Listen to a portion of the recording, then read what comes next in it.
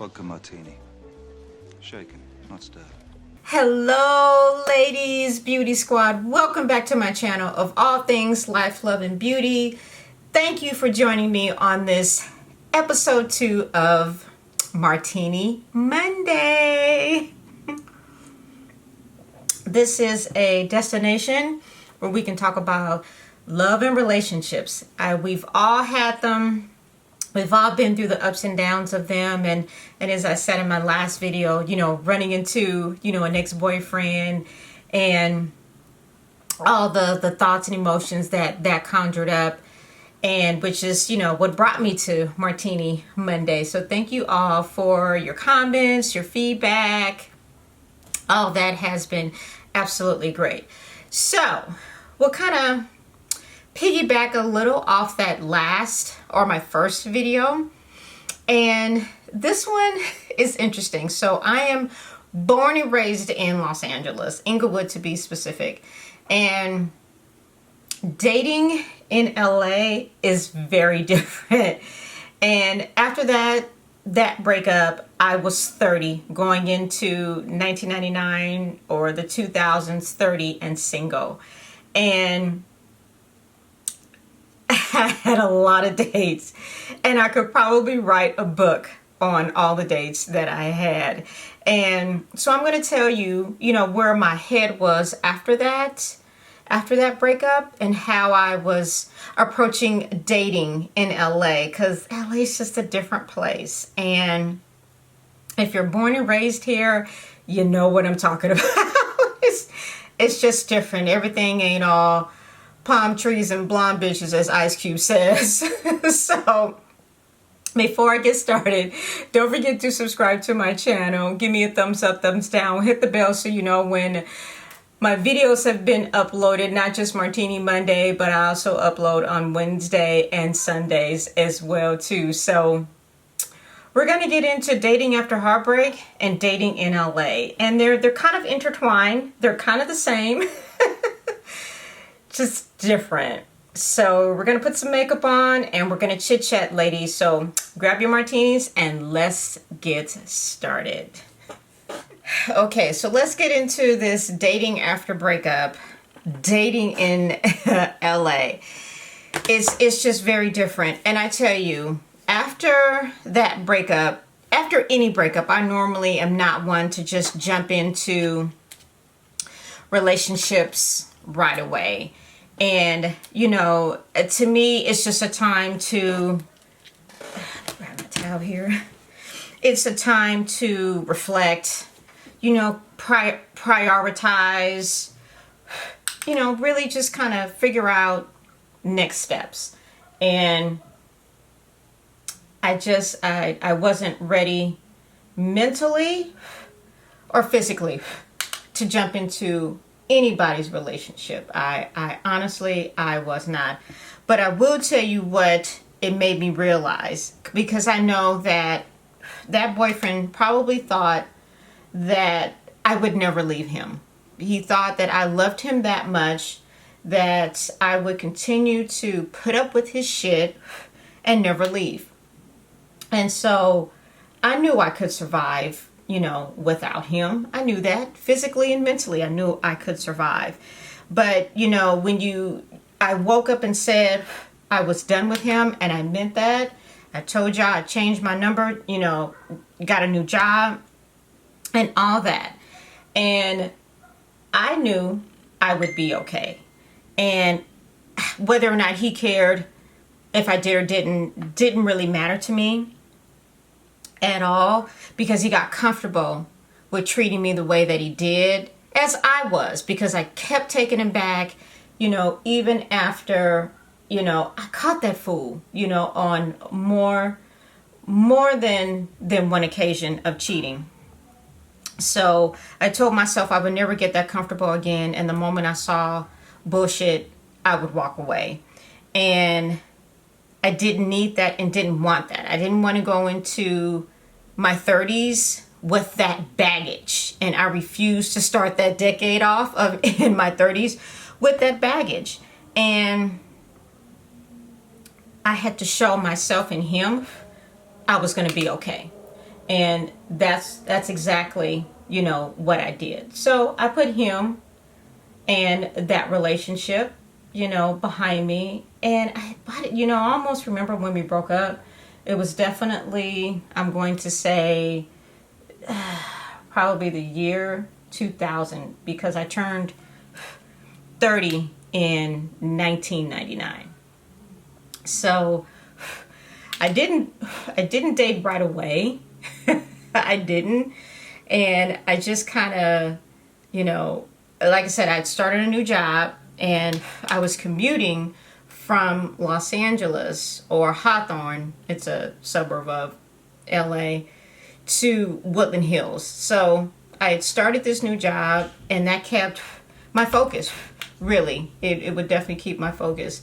And, you know, he and I talked a little bit after that, you know, even when I started that job. And then one day we just stopped talking. I was completely done, and, you know, ready to, trying to watch my you-knows. I got a note there, trying to watch my you-knows and trying to move on from that. And in the midst of that, starting this new job, commuting, I didn't really have time. I was focusing on the job that I really loved, the company, I reported to an officer of the company. And so that really just became everything about me. And at that time, don't get me wrong, I partied my ass off in my 30s.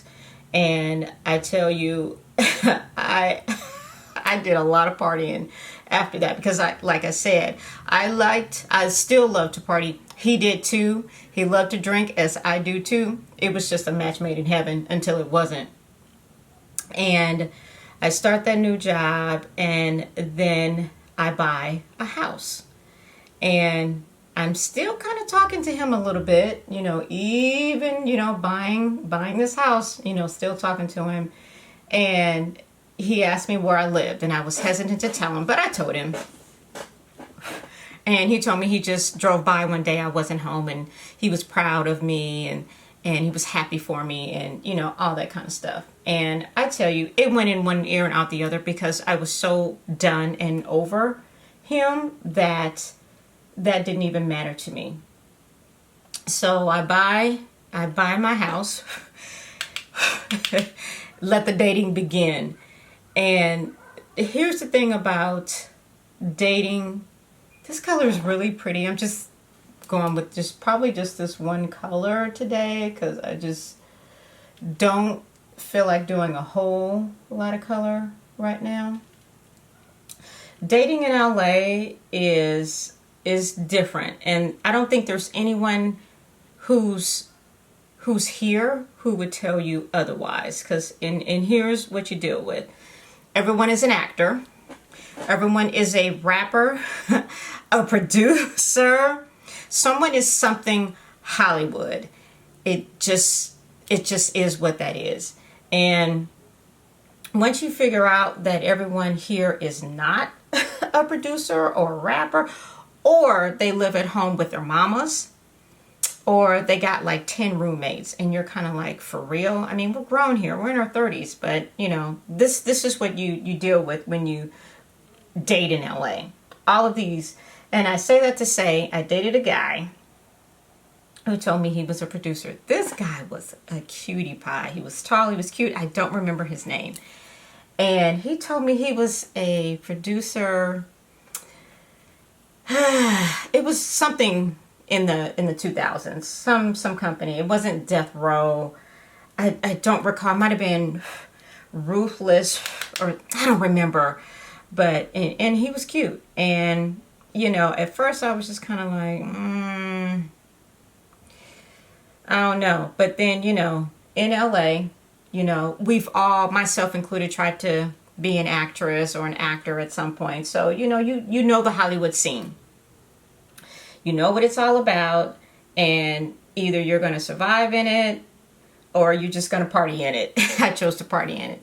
So this guy was very handsome, and it was I can't think of it now, it's probably going to come to me later, but a well-known record label at the time, you know, that was hot in the 90s. And I don't even remember where I met him. I just remember him being fine as wine. And I have no idea where I met him. And our first date was to see Dante's Peak. And what made me think of him, girl, was somebody mentioned Dante's Peak recently. It was a volcano movie, I believe, with Pierce Brosnan in it. And so we we go to Dante's Peak. It's a very late movie. And I'm talking, it's probably, an 11, 12 o'clock movie on like a Tuesday night, because I have no problem going out during the week.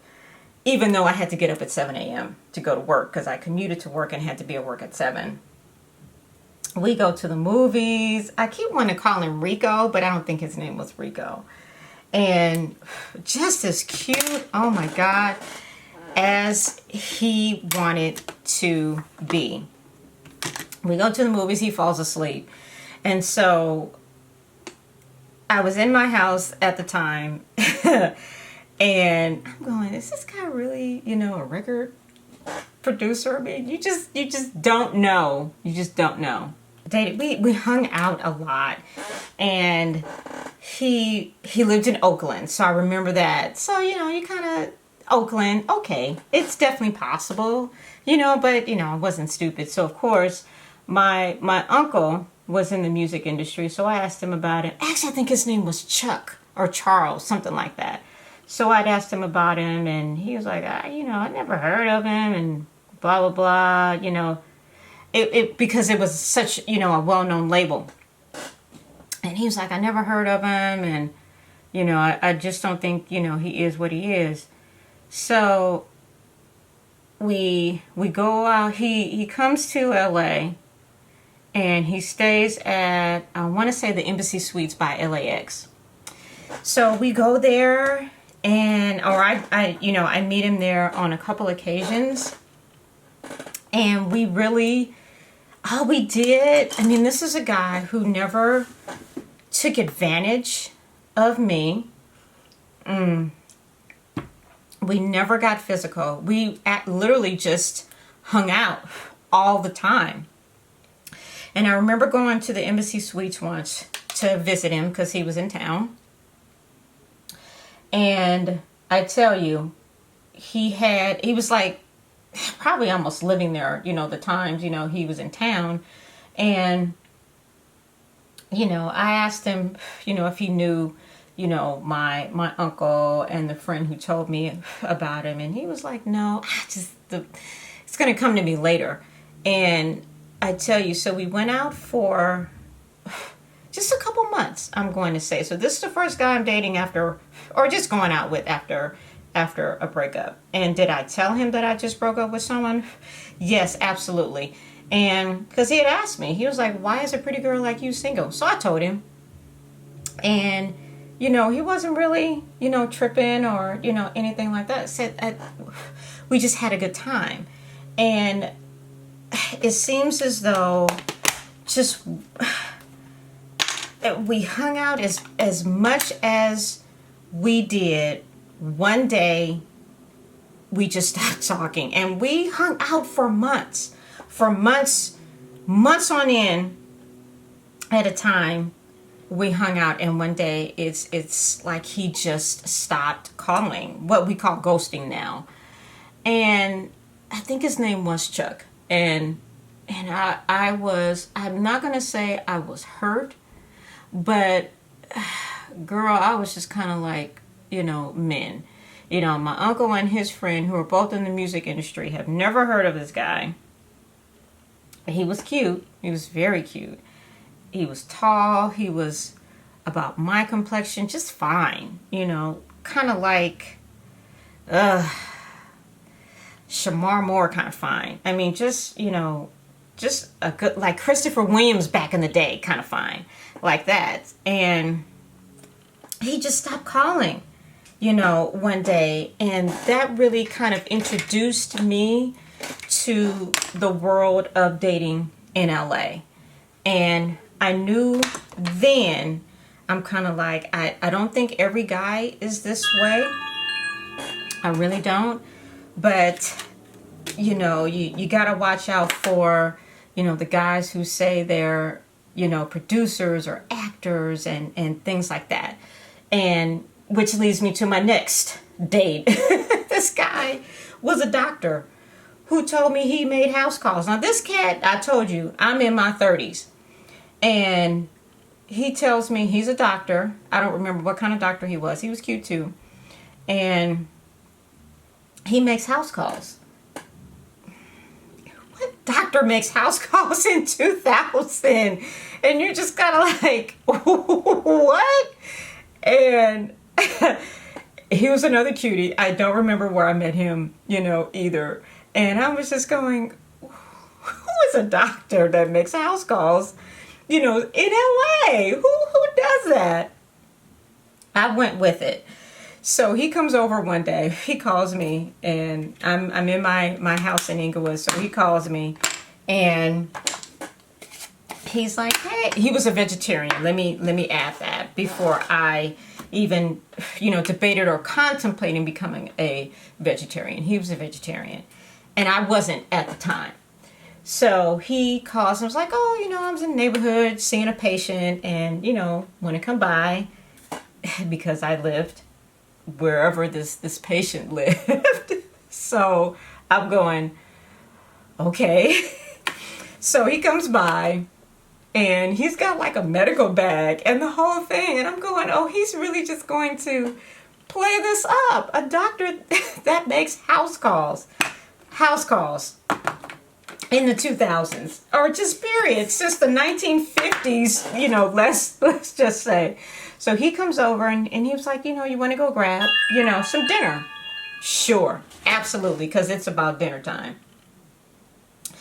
So he comes over, we go, and I'm like, oh, I don't know where to go. And I'm always undecisive on dinner. That shit definitely hasn't changed. And my husband can tell you, yeah, she can't pick a place to save her life, because I could eat Mexican food every day. So, and that's always going to be my choice, is that. And so he was like, oh, you know what? I got this great restaurant, I can take you to. I'm like, okay. I love exploring, restaurants, great. So I live in Inglewood. And so a couple cities over from me is like Baldwin Hills, View Park, Windsor Hills. They're just, a couple cities over. And we go to this restaurant that I can't ever say I've been in for one reason or another. It's a vegetarian vegan restaurant called Simply Wholesome. And they sell all these vitamins and all of this. Herbs, really, really great spot. And I'm going, what are we doing here? I don't even eat this, kind of deal. Let me, I don't even eat. I'm not even a vegetarian. So we get inside, and I'm going, this is just not going to be good. We get inside. I think at that point I probably had never been to Simply Wholesome. I'm going to say I probably had never been inside of there. And we get inside, and he was like, oh, order what you want. I'm thinking, this is a vegetarian. I don't know, it wasn't all vegetarian, but I do believe at the time, yeah, they served, I'm gonna say, turkey and chicken. So we get to the restaurant, and this fool orders me some tacos. I want to say they might have been turkey tacos, but they had, like, instead of cheese on them, they had fucking shreds of carrots on them. I'm going, what kind of taco is this? Who puts carrot in a taco? And I'm going, oh my God. So he gets whatever, he gets, some vegetarian. Actually, I think he got tacos too. And I'm going, this fool really just ordered some kind of turkey tacos with carrots on them. So we sit there, we talk, and he tells me, he's been a doctor. It was always, his dream and all this. And he's hoping to, someday, get married and all of that. And that he was so fucking boring. He was so boring. And I was going, first of all, you bring me to this vegetarian organic restaurant that I probably would have never eaten at. And then we get these tacos made of carrots and vegetables on it, and then you're just boring as hell. His conversation was boring. He was just a boring guy, and I'm going, this is why your ass is still single, is what, you know, unfortunately what I'm thinking. I couldn't wait for that date to end. Needless to say, I never spoke with him again after that. And when I say he's boring, I mean he didn't, it's just his conversation wasn't there. He just,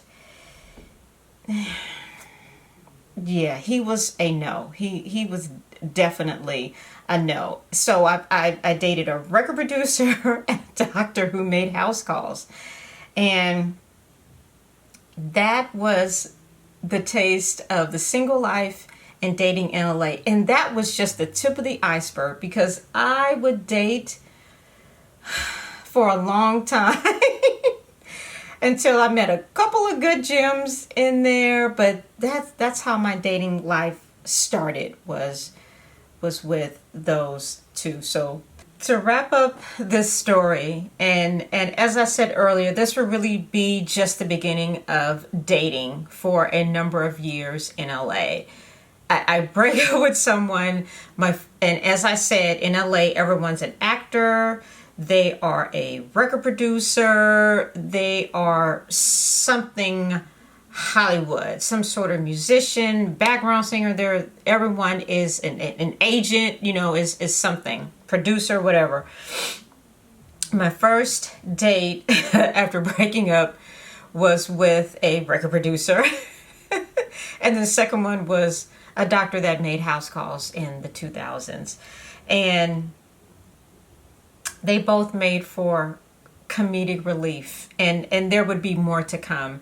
And if nothing else, you know, those first two dates taught me, one, I can't be with a boring guy like a doctor, because and maybe it was just him, he just had no conversation. And then two, the second guy just left. He just ghosted. He just was like, I'm done. I am done. I'm out. I'll see you, you know, next time. So, and there will be plenty of that to come. But, you know, I definitely wasn't hurt by either one of them. And I had my guard up, and I'll be the first to tell you. But I let it down enough to go out and have a good time. And that shouldn't stop you either. Breakups are not easy. They're not hard. And after that breakup, I was cool. My tears had been shed in that relationship. So by the time it was done, I had no more tears for him. I had no more tears for me. I just had no tears to cry. Going into dating, I went in really just with an open mind and a wall up, which would eventually come down several years later. But we will continue this conversation. And another dating story that I will share with you, I want to hear some of your dating stories, because we all have them. And I've had some interesting ones, and there's more to come. There is more to come. I will list all of the makeup that I used today down in the description box. Tell me what you guys think. If you like Martini Monday, we're talking love, relationships, something I think we all, ladies, everyone, we can, you know, we all share that heartbreak moment, and dating. And dating is what you make it. And boy, I learned to make it my own over the next probably 15 years. Because I would be single for a very long time to come. So until our next Martini Monday, your girl Tanya, aka TeeTee, is out.